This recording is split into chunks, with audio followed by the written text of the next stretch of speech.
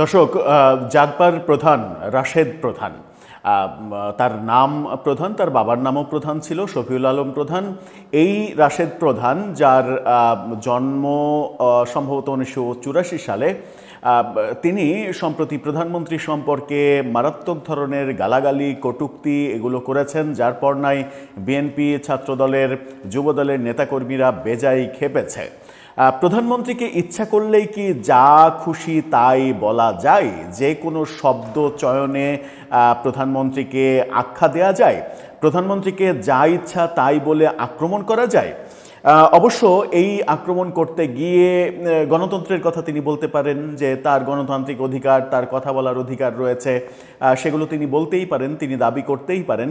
কিন্তু পক্ষান্তরে তাকে নিয়ে যদি কেউ ওই ধরনের গালাগালি কিংবা ওই ধরনের শব্দচয়ন, আক্রমণের ভাষা এগুলো ব্যবহার করে, তাহলে তিনি কি চুপ থাকবেন? কিংবা তিনি যে রাজনৈতিক দল নিয়ে যে জোট করছেন, সেই জোটের কাউকে নিয়ে যদি এই ধরনের কথাবার্তা বলা হয়, তাহলে এই জোটের যে বটবাহিনী রয়েছে সামাজিক যোগাযোগ মাধ্যমে, তারা কি ছেড়ে দেবে? এই প্রশ্ন উঠেছে। কিন্তু আবার প্রশ্ন এমনও উঠেছে যে বিএনপির নেতাকর্মী কি সহনশীল হতে পারে না? সমালোচনা করলেই তারা খেপে যাবে কেন? তারা তার বাড়ির সামনে গিয়ে আক্রমণ করতে যাবে কেন? এরকম প্রশ্নও উঠেছে। কিন্তু সহনশীলতা, সেটারও একটা মাত্রা থাকা উচিত, সেই দাবি বিএনপির পক্ষ থেকে করা হচ্ছে।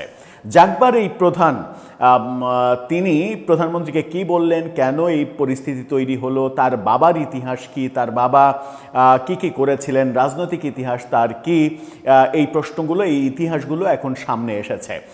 আজকে যেটা হয়েছে, তার বাড়ির সামনে বিএনপির বিভিন্ন অঙ্গ সংগঠনের নেতাকর্মীরা প্রতিবাদ জানাচ্ছিল। সেই সময় এই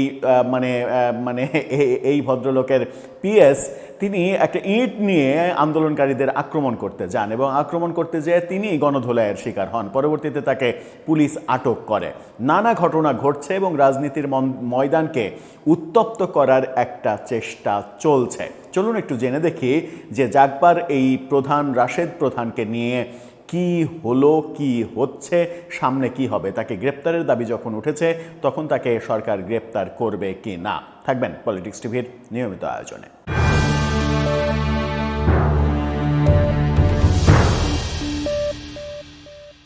দর্শক, বলছিলাম জাগবার নেতা রাশেদ প্রধানের কথা।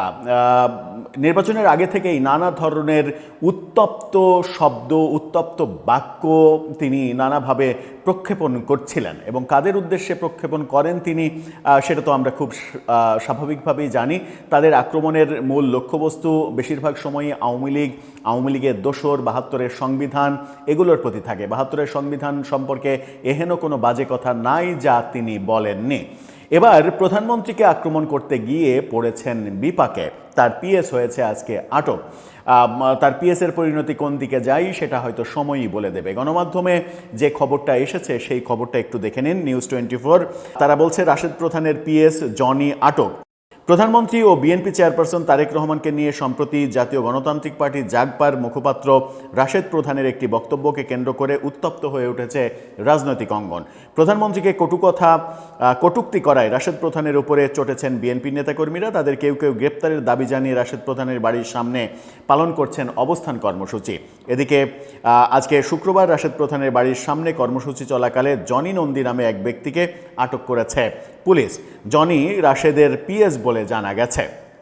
প্রত্যক্ষদর্শীরা জানায়, রাশেদ প্রধানের বাড়ির সামনে যখন এই কর্মসূচি পালন করা হচ্ছিল, তারা নাকি একদল ইট পাটকেল, জুতা নিক্ষেপ করেন। এ সময় কর্মসূচি পালনকারীদের উপরে হামলার ঘটনা ঘটে। এই ঘটনায় জনিকে আটক করে এবং আমরা একটা ভিডিও ছড়িয়ে পড়তে দেখেছি, যেখানে আমরা দেখেছি যে একটা আস্ত ইট নিয়ে ওই আন্দোলনকারীদের আক্রমণ করতে যাচ্ছেন এবং মাথায় মারতে উদ্যত। তখন তাকে জনতা পাকড়াও করে তাকে গণধোলাই দিতে থাকে। এরপরে পুলিশ তাকে আটক করে। সম্প্রতি একটি অনুষ্ঠানে রাশেদ প্রধান তার বক্তব্যে প্রধানমন্ত্রী তারেক রহমানকে কটূক্তি করেন। এই ঘটনার একটি ভিডিও সামাজিক যোগাযোগ মাধ্যম ফেসবুকে ছড়িয়ে পড়লে বিভিন্ন মহলে সমালোচনা শুরু হয়। কেউ কেউ রাশেদ প্রধানকে গ্রেপ্তারের দাবি জানাচ্ছেন।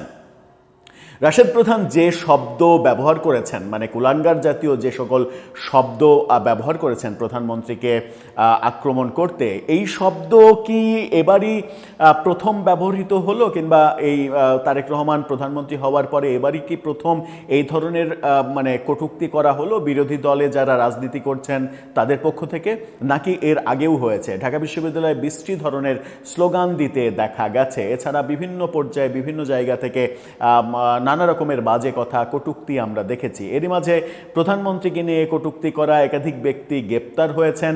জামাতের একজন মহিলা সদস্য গ্রেপ্তার হয়েছিলেন প্রধানমন্ত্রীকে নিয়ে অশালীন অশ্রাব্য ফেসবুক পোস্ট করায়। পরবর্তীতে 24 ঘন্টার মধ্যে তাকে জামিনও দিয়েছে আদালত, এরকমটাও দেখেছে। এবং সেই জামিনকে নিয়ে অনেকে বলেছেন যে জামাতের প্রভাবে আসলে সরকার জামিন দিতে বাধ্য হয়েছে, মানে বর্তমান রাজনীতিতে জামাতের প্রভাব এখনো কমেনি, এরকম বক্তব্য দিয়েছিলেন।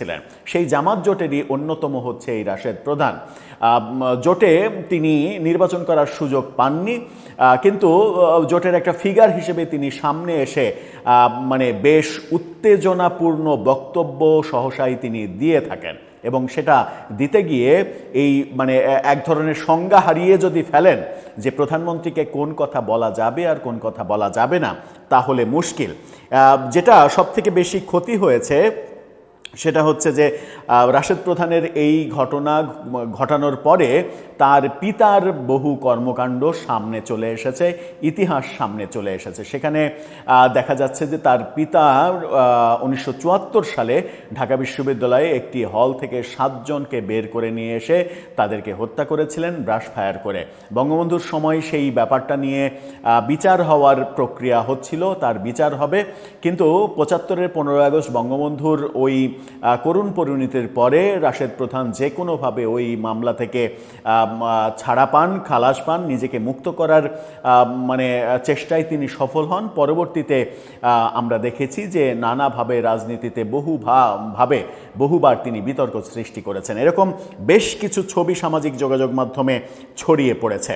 এবং এই ফটোকার্ডটা দেখুন, সেখানে তার বাবার ছবি এবং ওই মানে নিউজের একটা মানে চিত্র দিয়ে এই ফটোকার্ডটা বানানো হয়েছে, যেখানে বলা হচ্ছে স্বাধীন দেশে ঢাকা বিশ্ববিদ্যালয়ে প্রথম হত্যাকাণ্ডে নেতৃত্ব দেয় রাশেদ প্রধানের পিতা কুখ্যাত শফিউল আলম প্রধান। 1974 সালের 4 এপ্রিল গভীর রাতে সূর্য সেন হলের 7 জন ছাত্রকে অস্ত্রের মুখে তুলে নিয়ে মহসিন হলে এনে ব্রাশ ফায়ার করে হত্যা করে রাশেদ প্রধানের পিতা শফিউল আলম প্রধান, যিনি জাগবার প্রধান। এখন ওই যে নিউজ হয়েছিল সেই নিউজের কয়েকটা ছবি আপনারা দেখে নিন। প্রথম ছবিটা আপনারা দেখে নিন, সেখানে বলা হচ্ছে গভীর রাতে 7 জন ছাত্রকে হল থেকে টেনে এনে গুলি করে হত্যা। পরের নিউজে বলা হচ্ছে বিশ্ববিদ্যালয় ক্যাম্পাসে রক্ত বন্যা। সাদা কালো এই ছবিতে যাদেরকে মারা হয়েছে তাদের ছবিও দেওয়া হয়েছে। পরের ছবিতে দেখেন ছাত্রাবাসে নৃশংসভাবে 7 জন খুন। অর্থাৎ সেই 74 সালের পত্রিকার কপি এখন বেরিয়ে এসেছে এবং সেই পত্রিকার নিউজের কপি সামাজিক যোগাযোগ মাধ্যমে সয়লাভ হয়ে গেছে।